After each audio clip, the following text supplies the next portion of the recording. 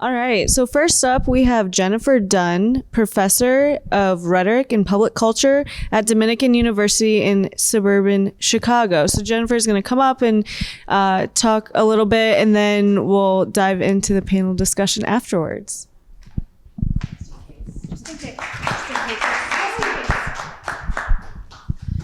Thank you. I appreciate being able to watch this film with all of you, as well as being able to talk about it with all of you. And so I hope that you'll be patient with me. I'm just going to speak for about 10 minutes and then hand it over to Toby, who's also going to be speaking from her perspective.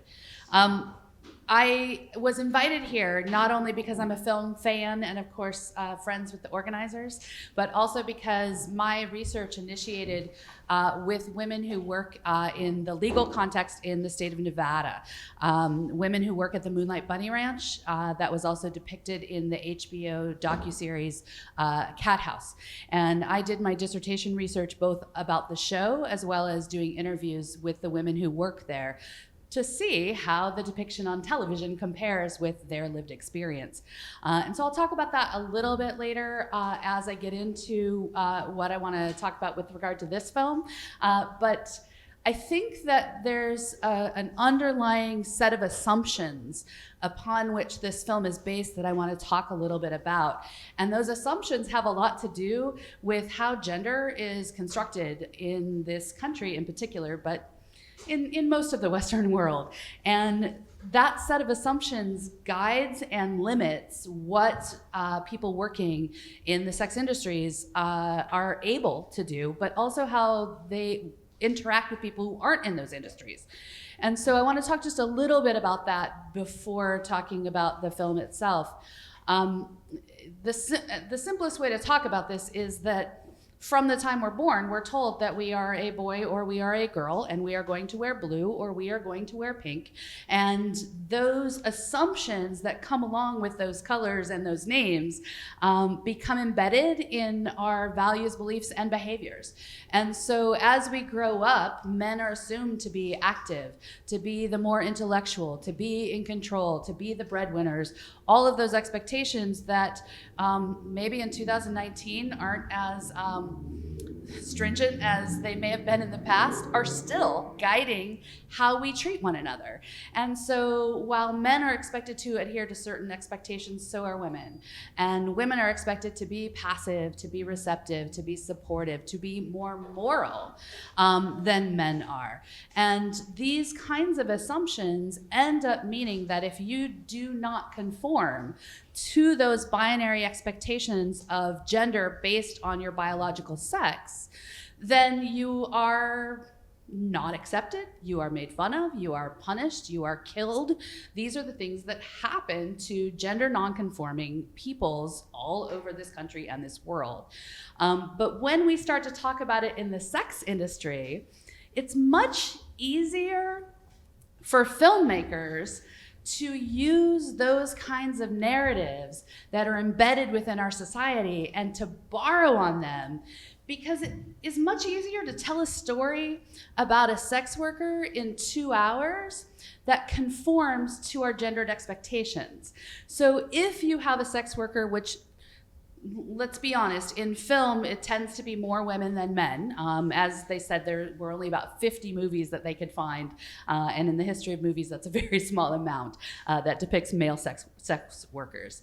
So when female sex workers are depicted, they end up either being punished or being saved. And that message is very, very clearly articulated in the film. But I think we need to talk a little bit about the connection between our gendered expectations in society, that which we are born into and are taught from the time we are born until we die. And when filmmakers borrow on those conventions, what it means is if you have a woman who challenges the expectations that women are supposed to, quote unquote, supposed to conform to, then what do you do with them? If they are sexual and not moral in the way that they're supposed to be, then how do you make sense of that in a society that doesn't allow for that? If a woman is sexual and unapologetic about it and demands payment for her actions, what do you do with that when there's no place in societal narratives to make sense of that? And what filmmakers have done, on one hand, is to be a little lazy about it and just go, oh, well, they don't fit in, so let's have them murdered at the end to show that this behavior is unacceptable in society.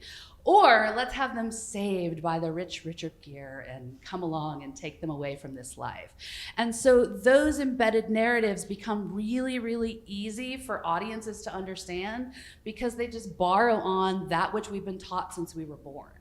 So add to that people of color, gender nonconforming peoples, and you end up in a situation where you not only don't have room for women to explore their sexual beings and challenge the ways that they've been taught that they're supposed to be, but that means that you have whole races and classes of people who are also eliminated from that narrative entirely. And if that's the case in film, just like the people in the film noted, that means that folks who have chosen to be in this industry or have feelings inside them that they don't know what to do with because there's no mainstream outlet for it, you can't be what you can't see. So I think one of the most dangerous statements in this entire film is when the sex workers talk about how when they saw Gypsy, they saw what they wanted to be. And I think that that is the message coming out of Hollywood and industry and corporations is we don't want to show those images that we don't know how to explain to our kids and don't know how to say, no, we don't want you to be that. And rather than having to explain those messages, the films themselves do that for them, right? By having the women punished or saved, that tells the story. If you're going to go astray, then at some point you might have this opportunity to be brought back on the straight and narrow, so to speak. And that's where the problems lie. In terms of this film, there are a couple of things that I wanted to point out about the value of it. One of them I already did. They point out the danger of this idea that sex work can be chosen. It can be enjoyed.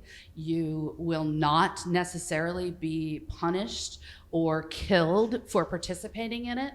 And that message coming from people who work in the industry and hearing their diverse voices on the different contexts that they work in, the different experiences that they've had, both positive and negative. And it's very telling and very in line with my research to hear that the most negative experience that most of them have had is the boredom or the client that they really don't want to work with. I think that anybody who doesn't like their job and has to work with people can relate to that. And to put it in this different context makes you realize that this kind of work isn't as out of the ordinary as films might have us expect it to be. That story is also in line with my research at the Moonlight Bunny Ranch. All but one of the women that I directly interviewed for my research, none of them were the woman who was on drugs, that got kicked out of their house, that was abused, that had to go into this life in order to support themselves or their family. One of the women that I think is a really good example because she still works there, and I did my research over 10 years ago, she said, why should she use her college degree to make money as it's not an accountant, it's an actuary. She could make more money working at the Moonlight Bunny Ranch than she could as an actuary, and was able to pay off her student loans within a year, as opposed to the at least 10 years that I'm still working on as a college professor. And so for her, the cost-benefit analysis made sense. Why wouldn't I work, admittedly in a privileged sex work context, make a ton of money, be able to put that away, and when she decides to retire, she'll be able to support herself, and likely that'll be at about 40, according to her plan. And that story is not the story that's typically told in film. And that is the story that these women were telling. Now, the privilege of working at a place like the Moonlight Bunny Ranch also has to be noted, because it is a legal brothel in the state of Nevada, one of the only states where brothel prostitution is legal. And before you book your tickets or anything like that, just know if you're going to Vegas or Reno, it's not legal there.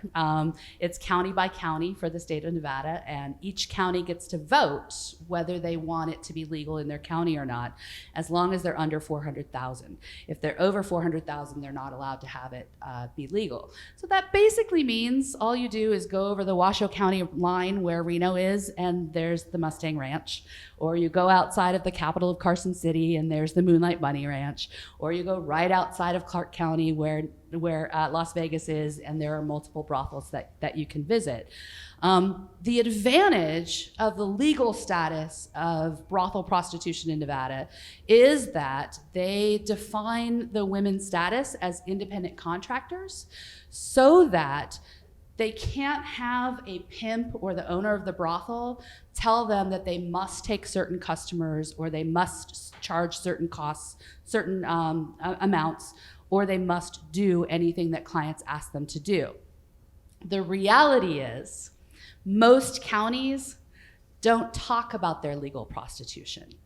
And because they don't talk about it, at most brothels, the women are expected to take any client, to charge minimum amounts according to the brothel so that the brothel will make more money, and that they are not allowed to choose whether they want to go with someone or not. That's not the case at the Moonlight Bunny Ranch, ironically, because it's on television. So they have that element of surveillance, and so the owner, who has since passed away, he claimed that they do everything right there, and they do, but most brothels don't undergo those practices. So the real issue here is, if we were able to talk about the varied experiences of sex workers, whether it's in a brothel, a massage parlor, street work, whatever kind of situation that these women and men are working in, if we were able to talk about that as a job, as work, then we could actually be talking about worker protections. Whether or not at the brothels, most of the brothels, 50% of what the women make goes directly to the house. Now, they do have other costs with insurance and overhead and those kinds of things, but we could be talking about profit sharing. We could be talking about feminist business models. But because most of the counties don't want to rile feathers of the voters, they just don't talk about anything at all. And by doing that, they're able to maintain the legal status. And so I think that that is another really important point that comes up in this film, is these are people who have worked in contexts that allow them to talk about their work, whether it's on film or in their everyday lives. And that allows them a certain amount of privilege. But most sex workers in their everyday lives aren't able to share that except with their close circle of friends or family, and sometimes not even in that case, because of the societal stigma. And that is the message that I just want to leave everyone with, is it's not the work that's hurting folks in sex work primarily. What's hurting them is the judgments that people are laying on them because of the work that they do, and the inability to be themselves, be out and proud about being sex workers, wherever the context is. And if we were able to sort of get over our puritanical beliefs about sex itself and the morality that we attach to it, and the morality that we then attach to women in particular when sex is involved, then perhaps we could be providing better protections for people working in these industries, as well as admit to ourselves as a society that this is called the oldest profession for a reason. It hasn't gone anywhere for thousands of years, so perhaps we should see it that way and move forward in the 21st century so that we can offer protections to more people than we are currently. So, thank you.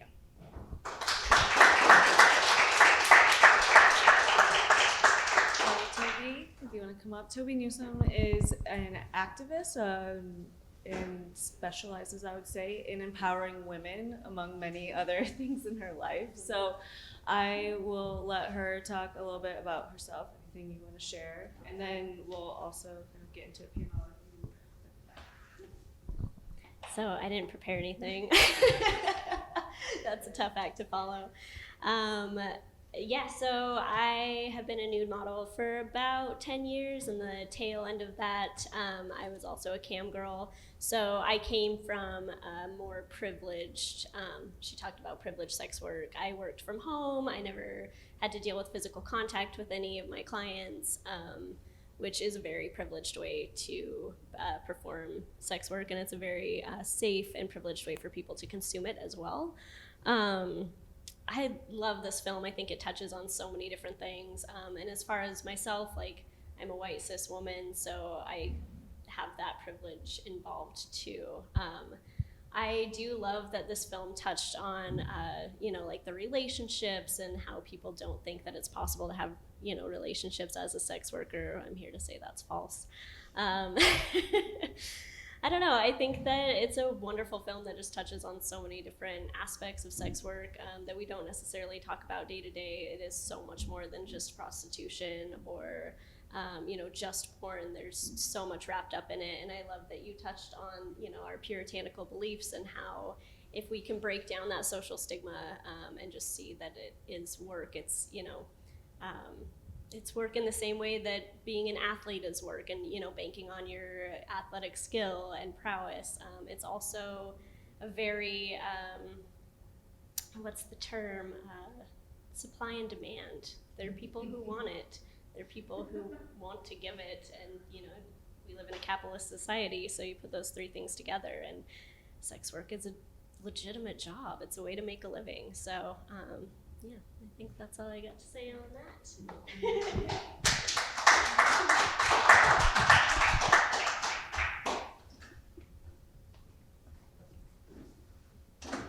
So the film,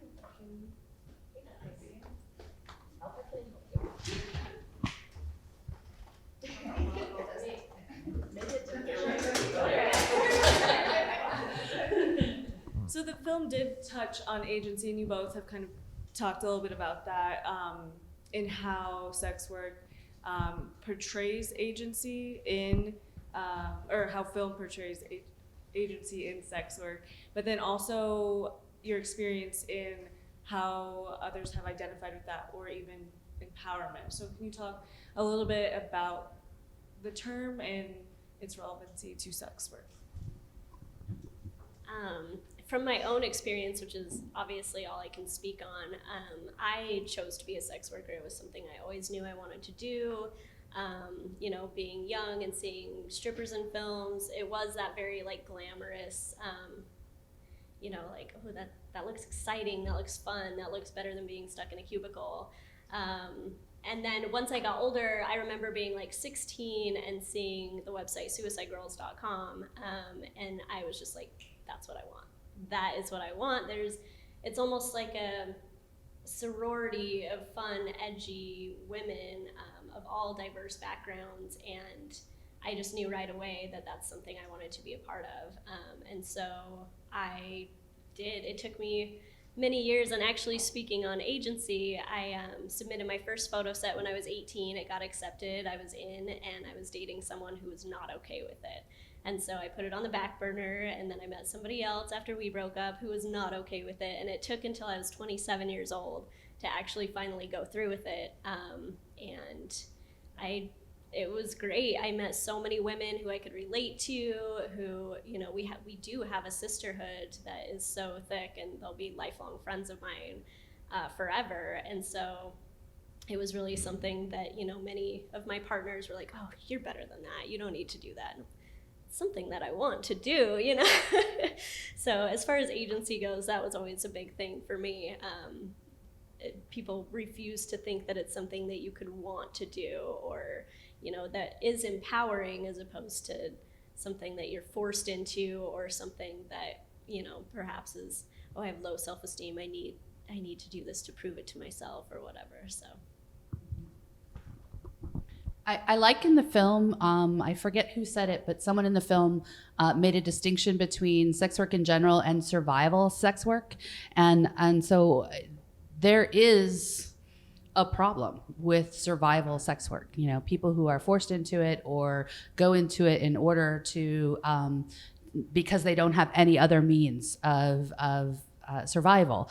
But that's not the majority of people who are in sex work. And I think that is a really crucial distinction to make. I also like that you said that about other people not being ready for your work, because that is one of the points is sex workers themselves do not necessarily report an inability to have relationships, but other people that they tend to have relationships with are the ones that have a problem with it. That's what the research shows, and that was borne out with the women I interviewed as well. I want to add on to it that there have been 3 women now who have used the Moonlight Bunny Ranch in order to auction off their virginity. And the first one that did it, the name she used was Natalie Dillon. And one of the things that she did at the beginning of her auction was she published her own piece in the Daily Beast.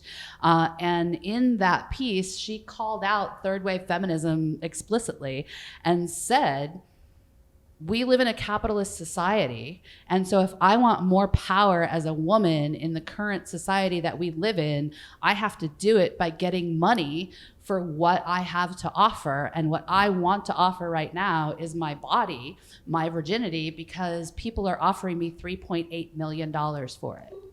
I kid you not. Those are the highest bids that she received. And so that just feeds into this idea that this is not something that is the stereotype street prostitution that women are forced into. There are places where women are able to choose it, to live a much more privileged life, and to earn much more than they could in other contexts. So I think that the larger issue that people should be talking about is, why don't we value that? Or if there's a problem with it, maybe there's a problem with the whole system and not just this one part of it that people are trying to challenge. I think in what we were talking about earlier, the diversity in voices that's portrayed in the film also kind of highlights that too. In thinking about how society sees sex work and can kind of gravitate, as the film indicates, towards the anti-trafficking movement, and either sex work is a good or bad thing, how has the anti-trafficking movement affected the perception of sex work? So that's something that I have become deeply interested in and tried to kind of ingrain myself into, especially in light of FOSTA SESTA, which is legislation that passed last year or the year before, which is targeted towards anti-trafficking and reducing and eliminating online trafficking. But inadvertently, or maybe advertently, has also really hindered legal sex work, especially online sex work. And a part of that is, the exchange of money. A big part of that is just being able to vet clients and find clients and know, who's safe and who's not. There once was a time where you could go on Craigslist and find clients to meet up, which isn't something that I've personally dealt with, but I do have many, many friends in the industry that was how they found their Johns or their people, their clients, and you can't do that anymore. So FOSTA SESTA holds websites accountable for the activity that takes place on those websites. So if someone were to, hook up with someone who is underage, Craigslist could be held accountable for that, essentially. So yeah, they shut down the forums completely, and you can't meet people that way. But the cost of that is that you can't exchange information on who is safe and where to go, and all of these different things as well. And so it's no one here wants trafficking to be a thing. Everybody, of course, it's horrible. FOSTA SESTA, I think, had a lot of unintended consequences as far as legal sex work where that's concerned. So from a communication perspective, it operates the same way that the filmmaker talked about films do. It makes it harder to talk about the various contexts and the variety of different kinds of sex work that there are. And so I'm with you. I don't think anyone in this room is going to advocate for trafficking. And there should be laws that help to protect people from being trafficked, absolutely, and punish those who are doing the trafficking. But how do you talk about the choice to enter into sex work when the dominant narrative is sex work is all bad? It is all forced, it is all violent, it is all something that we should not value in our society and should not be talking about as legitimate. So if that is the dominant narrative, trafficking laws and the stories about them feed into that. And of course, you can't say, we don't want trafficking laws and we don't want to protect people who've been trafficked. But by doing that, it also makes it difficult to then talk about anybody who is choosing to engage in sex work. And it's really difficult to distinguish the context in which this sex work is taking place. And so that's one of the reasons that we have to find ways to have complicated discussions rather than just the borrowing on dominant narratives. And with the narrative of sex work, obviously sex is a part of that. Sexuality is a part of that. And as a society, that is a taboo topic a lot of the time. And that is not a comfortable conversation to have. And so how much does that also play into the negative stereotype and narrative around sex work? I think that's all of it.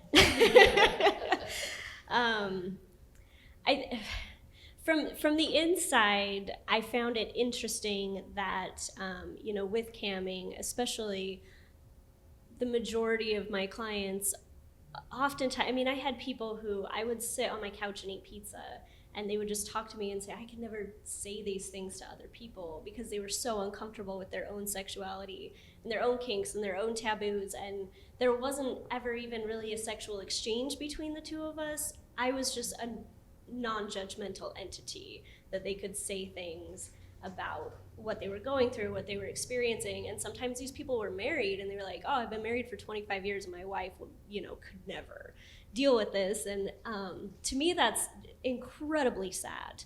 It's just heartbreaking and also like wonderful to give those people that release and, just to let people kind of be who they are for an hour, just let them feel human.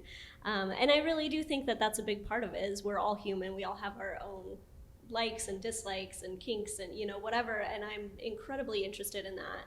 And I think that if we saw that and had these discussions and valued that about each other, valued the differences and allowed safe spaces to speak about these things without stigmatizing it, I think that it would help sex workers a lot, but I think it would help relationships a lot. I think it would help communication a lot. I think that it would help, every interaction a lot if we just gave people enough space to exist and be who they are without feeling ashamed and sad and guilty and angry and all of the different feelings that get wrapped up in sex. I think other than just showing the sex part of what happens at the Moonlight Bunny Ranch, Cat House also pointed out that the women who work there are providing a service to the community. And the way that they packaged that particular message was by showing that some people had regular clients who came in to play chess with them. Or one of the women I interviewed talked about one of her clients who comes in and she helped him to get hard on cue instead of feeling like he was in puberty, even though he was a 40-year-old man. And she talked about how he flew in specifically to see her once a month to help him with what he considered a sexual dysfunction because he couldn't have that kind of talk or interaction with women outside of that particular context. I think it's interesting because even though we live in a society that's been influenced by, puritanical religious beliefs and practices that I'm gonna, borrow on one of our favorite theorists, Michel Foucault, who says that even though we have these influences, what it's actually done is it's exploded our talk about sex. And so we talk about it all the time. But we only talk about it in public and in mainstream in ways that are seemingly acceptable. And we talk about it behind the scenes, and individually, we can talk about kink. We can talk about things that are not accepted in the mainstream. But when you do that, you don't know that other people are sharing those same beliefs and those same thoughts.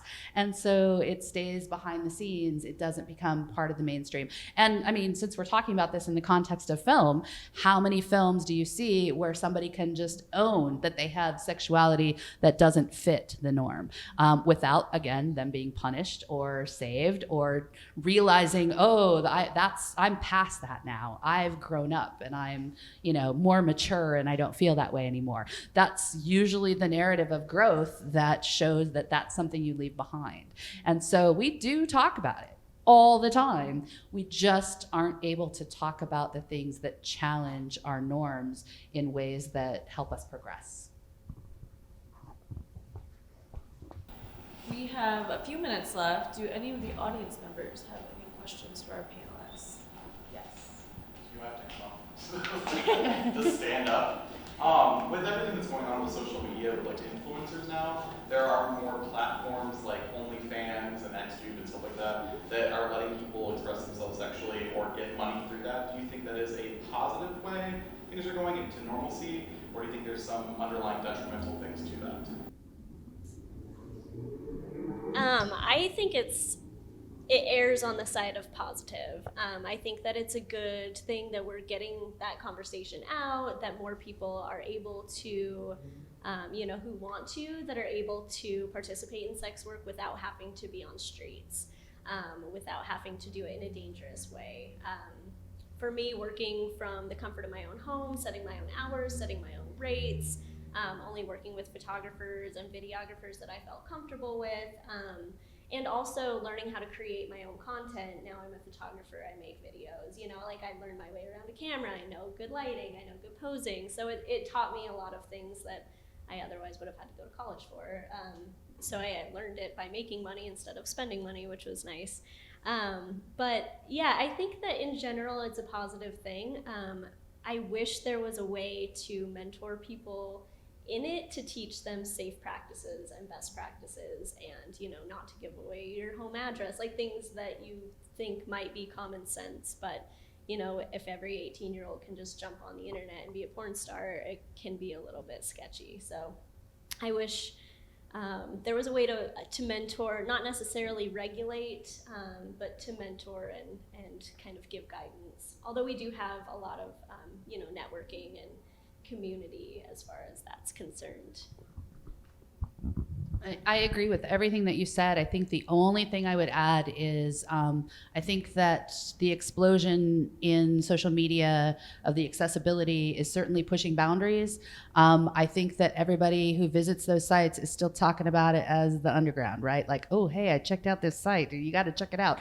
Rather than, hey, I checked out this site. Why don't you check it out too? And I think that's the part that would help it to be more positive and safe for workers, but also for the industry itself. But until folks who aren't participating in it or aren't visiting the sites are able to talk about it, then we're still gonna have it kind of pushed down. I was gonna say, because I know a lot of people who have that, like they'll be on Instagram and they have like the close friend list, and then you'll be like, oh, I have it on OnlyFans, or I have it this, or I have it that, but it's not public. Yeah. And I'll also add to that since being in this world, I've gotten a day job, and so a lot of my stuff has gotten pushed further and further underground because I don't necessarily need my coworkers who see me every day to be like, oh, that's, so I think that plays a part of it too, is having, a secondary persona and all of that gets kind of wrapped up into it. Any other questions from the audience? Do you see a legalization of sex work ever happening in the U.S. or something similar to what they have in Nevada? I mean, you look at the marijuana, recreational drug use thing where, again, it's something that everybody's doing and they're aware of it, but it's illegal, you know, same thing with sex work, and now you have this movement where state by state it's, you know, being overturned, and, you know, in some states you don't think would ever happen. You know, Michigan, Illinois, a place like that around us. Do you see anything like that happening with, you know, sex work in the United States? Well, I think either legalization process requires governmental acceptance. And our federal government still is not accepting the legalization of marijuana, in part because I think they want to figure out how they're going to be able to control and make the most money out of it. That's my personal belief. But I think the same would be true of sex work. In terms of legalization. In Nevada, one of the things that the workers have gotten from the beginning is definition of as independent contractors. So on the one hand, that supposedly means that they are not going to be controlled by pimps or owners, and that they will have some agency. At the same time, they have obligations like they have to pay for their own licensure, their own testing on a weekly and monthly basis, their own room and board unless they make a certain amount of money. There's a lot of obligations that come with that.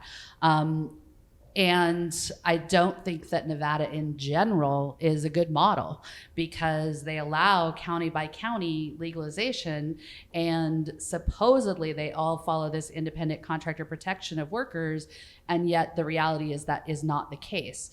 And so I think for it to become legal nationwide, you have to have an attitude change, governmental support, an actual model, which might be something like the Moonlight Bunny Ranch, which just shows that the more surveillance there is, perhaps the more protection for the workers. But I don't see that coming anytime soon. In the Me Too era and with the current president,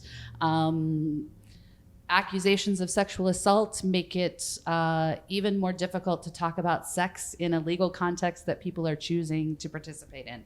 And so it would be nice if we could do it in the right way, but it is not a conversation I think people are ready to have at this point. Yes. Yes to all of that. I'll also add that, like, in light of FOSTA SESTA and everything that's kind of happened since then, a lot of banking institutions have flagged even consensual legal sex workers as high risk. And certain banking institutions, if they find out that you're making your money through sex work, even if you file your taxes, even if you're a 1099 worker, even if everything is completely above board, will seize your funds and close down your accounts. So I think that we've maybe even taken a couple steps backwards because we're talking about it. I have my own personal opinions on why that is, but I think we're probably pretty far off of it, unfortunately. Another question? I just moved here from Minneapolis, where there's an active SWAP, sex worker outreach program chapter, and I know they have chapters, I think internationally, they even have a prison chapter, etc. And I recall a film, I think it was called Live Nude Girls. I don't know if anybody's seen that film. It was a documentary about folks that worked at a club in San Francisco called the Lusty Lady, where they organized a union. And that club, unfortunately, has since closed down. But I'm interested in what is the potential for organizing amongst sex workers as a means of, one, sort of better safety, but more empowerment, more financial stability, and bringing things out into the open to destigmatize this work. I don't know if there's anything that's like that locally or in Indiana, or if you all have thoughts or insights or experiences with that. I'm curious to hear what you have to say. So there's a great book called Whores and Other, or Feminists and Other Whores, and in it does talk about the Lusty Lady and talks about some other places in San Francisco where women have organized. I think that honestly, while the Moonlight Bunny Ranch provides somewhat of a guide for us about how you might have legal brothel prostitution, I think that the real model would be if you had a feminist owner of a brothel who was, sharing profits, owning the brothel with the women. That kind of model is the kind where you would be lifting the women up, allowing them to make the money, still be safe, provide a service to the community, all of those things that are good about the Moonlight Bunny Ranch, but not benefiting one was past male owner to make all the millions of dollars that the women are not making. And I think that kind of model is exactly what you need. In Nevada, at least, that organizing is not happening because those brothel owners, they run for office, they lobby, they've got the money to do it. And until you have someone who either has the political power to stand up or the economic power to stand up and take that action, I think capitalism's gonna keep the workers down, at least in Nevada. I actually haven't been aware of any like unions or anything that's that specifically organized. The only experience that I have in that vein is, especially like with Suicide Girls, we've got just a huge community. We've got forums, we've got message boards and group chats all over the place that kind of keep each other in the know and keep each other safe. That's always the biggest thing. As far as payment goes, it's kind of every woman for herself, but we'll bounce rates and stuff off of each other regularly to make sure that we're staying competitive and nobody's kind of getting left out. But yeah, as far as safety goes, we've got all sorts of, stay away from this person, this photographer, these people are safe, and just basically messaging boards and groups and stuff like that. I would be interested to learn more about sex worker unions, though, because I think that would be a wonderful place to start. Yeah.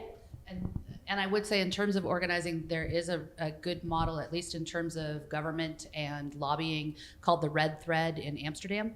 And the Red Thread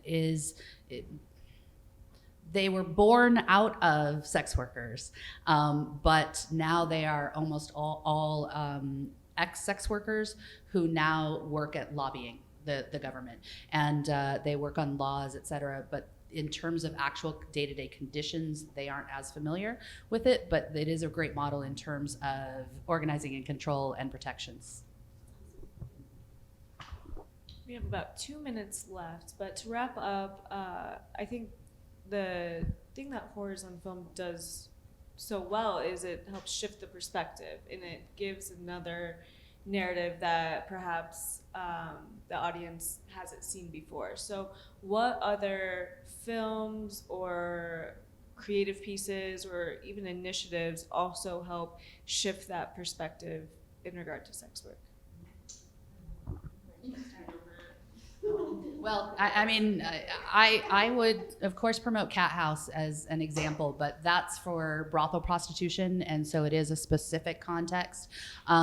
But again, they're all complicated, and so I was really super excited that they talked about Tangerine in the film, because I do think that that's a great example. I also like, and I think that this is where we could perhaps have a great impact right this minute.